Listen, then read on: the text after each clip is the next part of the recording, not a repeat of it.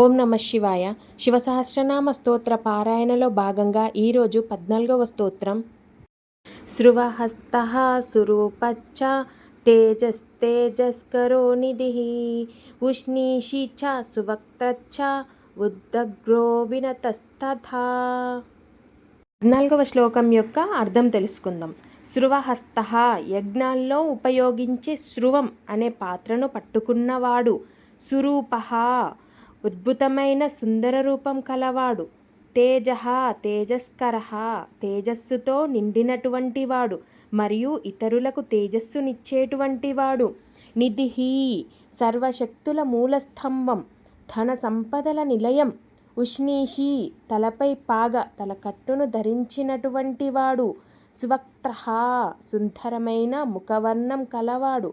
ఉదగ్రః గర్వంతో కాదు గొప్పతనంతో ప్రకాశించేటువంటి వాడు. వినతః వినమ్రత కలిగినటువంటి వాడు, వినయవంతుడితను. శివుడు యజ్ఞ పవిత్రతకు ప్రతీకగా శృవం పట్టినటువంటి వాడు. ఆయన సుందర రూపంతో తేజస్సుతో ఉన్నటువంటి వాడు, ఇతరులకు తేజస్సును ప్రసాదించేటువంటి వాడు. ఆయనే సర్వనిధులకు మూలం. తలపై తలకట్టు ధరించినటువంటి వాడు. ముఖవర్ణం అమోఘంగా ప్రకాశించేలా ఉన్నటువంటి వాడు. తన గొప్పతనాన్ని ప్రకటించగల శక్తి ఉన్నప్పటికీ ఎంతో వినయంగా ఉండేటువంటి మహాత్ముడు. ఈ శ్లోకంలో శివుని యొక్క ఆంతర్యం, అందం, తేజస్సు, వినయం అన్నీ ఒకేసారి చూపుతుంది.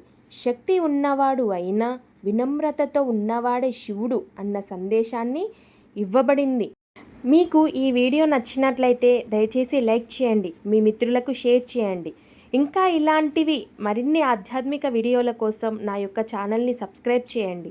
ఓం నమ శివాయ. హర హర మహాదేవ. శంభో శంకర.